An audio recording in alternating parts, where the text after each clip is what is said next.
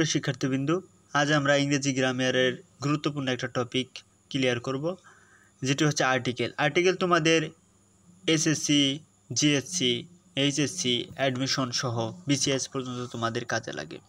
চলো, মাত্র 5-6টা ট্রিক্সের মাধ্যমে মাত্র 5-6টা রুল মুখস্থ করলে অধিকাংশ আর্টিকেলের রুল তোমাদের জানা হয়ে যাবে। চলো শুরু করা যাক।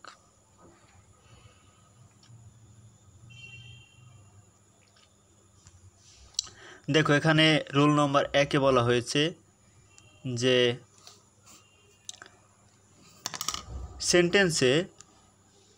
সেন্টেন্সে ব্যবহৃত কাউন্টেবল নাউনের সিঙ্গুলার নাম্বারের আগে সাধারণত আর্টিকেল বসে। আর্টিকেল কোথায় বসে? সিঙ্গুলার নাম্বার এর আগে, যদি সেটা কাউন্টেবল নাম্বার হয়। কাউন্টেবল মানে হচ্ছে গণনাযোগ্য, যেটা গণনা করা যায়। সেই নাউনের ক্ষেত্রে কি হয়? সেই নাউনের সিঙ্গুলার নাম্বারের আগে আর্টিকেল বসে। দেখো, একটা উদাহরণ আছে যে হি ইজ এ স্টুডেন্ট। ঠিক আছে, এখানে স্টুডেন্টটা হচ্ছে কি বলতো? কাউন্টেবল, মানে যেটা গণনাযোগ্য স্টুডেন্ট। আর এটা হচ্ছে সিঙ্গুলার নাম্বার। সিঙ্গুলার নাম্বারের আগে আর্টিকেল বসে। এই যে দেখো, এটা বসেছে। ঠিক আছে, এই যে এটা হচ্ছে আর্টিকেল। তারপর আর একটা উদাহরণ যদি দেওয়া যাক যে আই হ্যাভ অ্যান আমব্রেলা। দেখো, আমার একটা ছাতা আছে। এখানে আমব্রেলা হচ্ছে একটা ছাতা। ছাতা অবশ্যই তো গণনাযোগ্য, এই কারণে এর পূর্বে কি বসেছে? আর্টিকেল বসেছে। আশা করি বুঝতে পারছো যে যেটা গণনাযোগ্য, যেটা কাউন্টেবল, সেই ক্ষেত্রে আর্টিকেল বসে সিঙ্গুলার নাম্বারের পূর্বে। রুল নম্বর 1 আশা করি ক্লিয়ার। এখন আসো দ্বিতীয় নম্বর রুলে।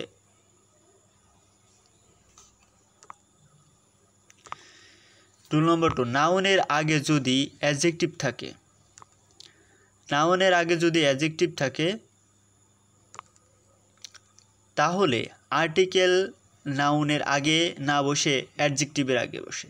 দেখো, তোমাকে একটা কথা মাথায় রাখতে হবে যে এখানে বলা হয়েছে অ্যাডজেক্টিভ। এই যে অ্যাডজেক্টিভের কথা বলা হয়েছে, যদি নাউনের আগে, সেটা হতে হবে অবশ্যই নাউনের আগে। তাহলে আর্টিকেলটা কি হয়? অ্যাডজেক্টিভের আগে বসে। দেখো, এটা হচ্ছে নাউন, বয়টা হচ্ছে নাউন, আর এটা হচ্ছে গুড হচ্ছে অ্যাডজেক্টিভ।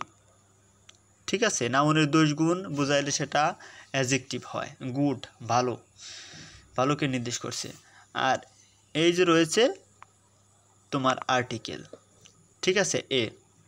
এখন দেখো, এই যে নাউনের আগে কি বসেছে? অ্যাডজেক্টিভ। নাউনের আগে যদি অ্যাডজেক্টিভ বসে, তাহলে আর্টিকেল কোথায় বসে? ওই অ্যাডজেক্টিভের পূর্বে বসে।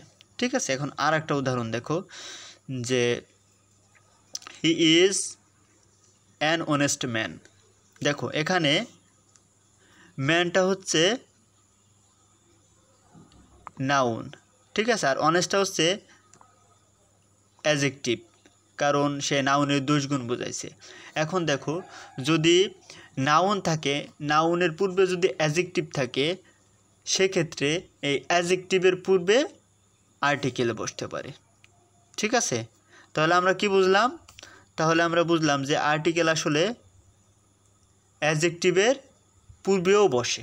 কোন ক্ষেত্রে বসে? যে ক্ষেত্রে নাউনের পূর্বে অ্যাডজেক্টিভ থাকে, সেক্ষেত্রে। আশা করি রুল নম্বর 2 ক্লিয়ার। এবার আসো আমরা রুল নম্বর 3-এ চলে যাই। রুল নম্বর 3-এ বলা হয়েছে যে নাউনের আগে যদি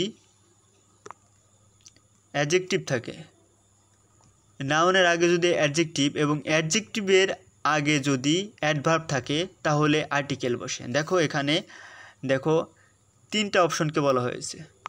ঠিক আছে, একটা হচ্ছে অ্যাডজেক্টিভ, আর একটা হচ্ছে এই অ্যাডজেক্টিভের আগে অ্যাডভার্ব যদি থাকে, তাহলে আর্টিকেল বসে অ্যাডভার্বের পূর্বে। আমরা সারা জীবন জেনে আসছি যে আর্টিকেল সবসময় নাউনের পূর্বে বসে, কিন্তু এখন আমরা দেখছি আর্টিকেল বসে, আর্টিকেল অ্যাডভার্বের পূর্বেও বসতে পারে। ঠিক আছে, অ্যাডভার্বের পূর্বেও বসতে পারে। সেটা কেমনে? এবার আসো উদাহরণ দেখা যাক যে he is a very good boy. এখানে বয়টা হচ্ছে নাউন, ঠিক আছে, আর গুডটা হচ্ছে কি, গুডটা হচ্ছে অ্যাডজেক্টিভ, আর ভেরিটা হচ্ছে কি অ্যাডভার্ব। দেখো যখন পরপর তিনটা অপশন থাকবে, অ্যাডভার্ব, এই বয়ের পূর্বে থাকবে অ্যাডজেক্টিভ, এবং অ্যাডজেক্টিভের পূর্বে যদি অ্যাডভার্ব থাকে তাহলে তার পূর্বে আর্টিকেল বসে। ঠিক আছে, আশা করি এই 3 নম্বর রুলটা ক্লিয়ার। কারণ এখানে তিনটা অপশনের কথা বলা হয়েছে, একটা হচ্ছে নাউন, অ্যাডজেক্টিভ, অ্যাডভার্ব। তাহলে আমরা বুঝলাম যে অ্যাডভার্বের পূর্বে কিভাবে আসলে আর্টিকেল বসে। অ্যাডভার্বের পূর্বে আর্টিকেল বসবে তখনই যখন নাউনের পূর্বে থাকবে অ্যাডজেক্টিভ এবং অ্যাডজেক্টিভের পূর্বে থাকবে অ্যাডভার্ব, সেক্ষেত্রে এই অ্যাডভার্বের পূর্বে আর্টিকেল বসবে। দেখো একইভাবে আমরা দ্বিতীয় এক্সাম্পলটাও দেখি, যে he is a very good girl. এখানে গার্লটা হচ্ছে নাউন, তাহলে তুমি নাউন পেয়েছো। তারপর যে গুডটা হচ্ছে কি অ্যাডজেক্টিভ, তাহলে আর ভেরিটা হচ্ছে কি অ্যাডভার্ব, যেটা ভার্বকে বিশেষায়িত করে।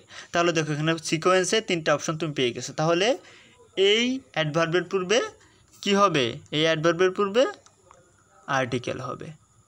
ঠিক আছে, আশা করি 3 নম্বর রুলটা ক্লিয়ার। এবার আসো রুল নম্বর 4। রুল নম্বর 4 যেটা বলা হয়েছে যে ও দ্বারা গঠিত সকল শব্দে, ও দ্বারা গঠিত সকল শব্দের আগে অ্যান বসে এবং ওয়ানযুক্ত শব্দের আগে এ বসে। এক্ষেত্রে ও এর উচ্চারণ ওয়াই এর মতো হয়। দেখো আমরা জানি যে কনসোনেন্ট এবং ভাওয়েল, কনসোনেন্টে একটা সম্পর্ক আছে, কনসোনেন্ট এবং ভাওয়েলের একটা সম্পর্ক আছে, কিন্তু ও এর ক্ষেত্রে, শুধুমাত্র ও এর ক্ষেত্রে একটা ভিন্ন নিয়ম। সেটা হচ্ছে যে ও এর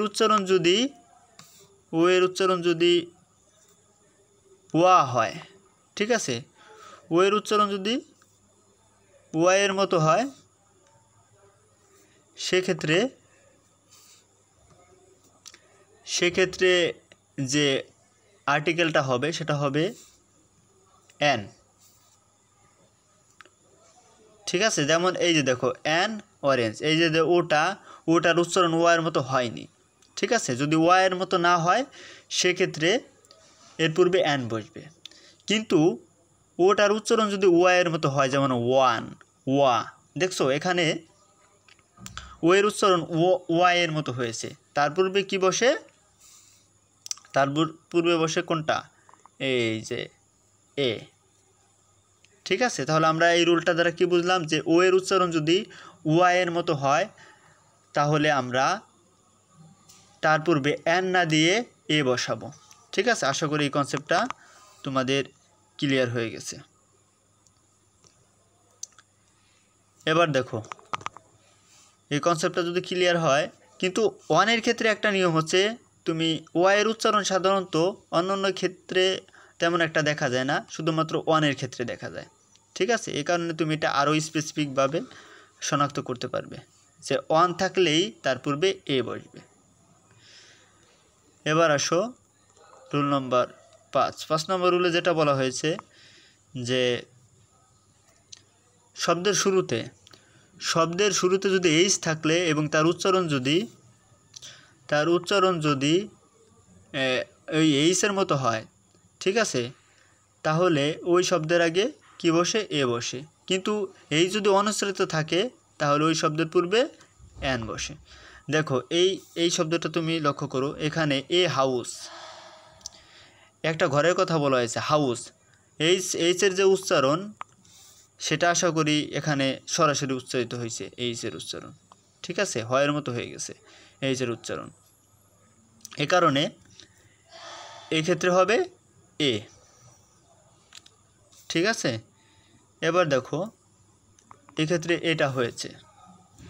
এবার দেখো এইচের উচ্চারণ যদি এইচের মতো উচ্চারণ না হয়, যেমন আওয়ার, এই যে এখানে বলা হয়েছে আওয়ার, ঠিক আছে। আওয়ারে কিন্তু এইচের উচ্চারণ এইচের মতো হয় নাই, আওয়ার ওয়ের মতো উচ্চারণ হচ্ছে, সিম্পল এইচের বাইরে, সেক্ষেত্রে কি হবে, এন হবে।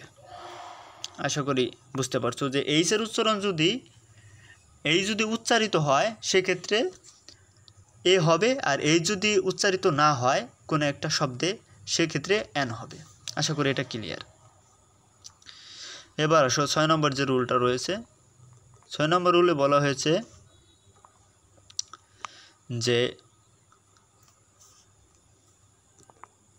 সংক্ষিপ্ত শব্দের প্রথম অক্ষর ভাওয়েলের মতো উচ্চারিত হলে এন বসে, এবং কনসোনেন্টের মতো উচ্চারিত হলে এ বসে। দেখো সংক্ষিপ্ত শব্দ মানে বিভিন্ন MA BA, তারপরে FCPS MBBS, এই টাইপের অনেক শব্দ তুমি তোমার লাইফে ফেস করবে, ঠিক আছে। তার একটা উদাহরণ হচ্ছে এই যে এটা MA। সংক্ষিপ্ত শব্দের MA, দেখো এই যে যেটা এ বর্ণটা আছে সেটা কিন্তু এ বা ভাওয়েলের মতো উচ্চারণ হয়েছে, ঠিক আছে। এক্ষেত্রে আমরা কি দেব, এক্ষেত্রে আমরা এন দেব। যদিও এখানে প্রথম অক্ষর এমটা উচ্চারণ করতে প্রথমে এটা উচ্চারণ করতে হয়, এই দেখো এ আর হচ্ছে এম মিলে উচ্চারিত হয় হচ্ছে তোমার এম। এই যে এটার কারণে এর পূর্বে এন বসবে, এই যেটা এখানে বসেছে। দেখো বিয়ে, পরেরটা দেখো, পরেরটা যদি লক্ষ্য করো যেখানে বলা হয়েছে বিয়ে, বটা যদি উচ্চারণ করো তাহলে দেখা গেছে এর সাথে কোনো ভাওয়েল উচ্চারিত হয় না, বি, ঠিক আছে। এ কারণে BA এর পূর্বে এ বসেছে। তাহলে আমরা কি বললাম যে যদি কোনো সংক্ষিপ্ত অক্ষর থাকে, সংক্ষিপ্ত শব্দের প্রথম অক্ষর যদি ভাওয়েলের মতো উচ্চারিত হয় সেক্ষেত্রে এন বসবে, আর যদি ভাওয়েলের মতো উচ্চারিত না হয় সেক্ষেত্রে এ বসবে। আশা করি এটাও ক্লিয়ার হয়ে গেছে। এবার দেখো এই আর্টিকেল যদি শিখো তাহলে তোমরা বিশ্বব্যাপী তোমরা ইংরেজি বুঝতে পারবে, এবং বিশ্বের মানুষের সাথে তোমরা খুব সহজেই কমিউনিকেশন করতে পারবে। অ্যাক্সেস গ্লোবাল মানে তুমি যে কোনো বিশ্বের যে কোনো প্রান্তে মানুষের সাথে যোগাযোগের অ্যাক্সেসটা তুমি পেয়ে যাবে এবং সহজে বুঝতে পারবে আসলে কোনটা কাউন্টেবল হবে, কোনটা নন কাউন্টেবল হবে, ঠিক আছে। তারপর দেখো যে ইজি টু কমিউনিকেট, তুমি সহজেই সবার সাথে যোগাযোগ করতে পারবে, ঠিক আছে। তো এরকম নিত্য নতুন ক্লাস যদি তোমাদের প্রয়োজন হয় তাহলে অবশ্যই কমেন্ট বক্সে কমেন্ট করে জানাবে, ঠিক আছে। দেখা হবে নেক্সট কোনো টিউটোরিয়ালে। ধন্যবাদ।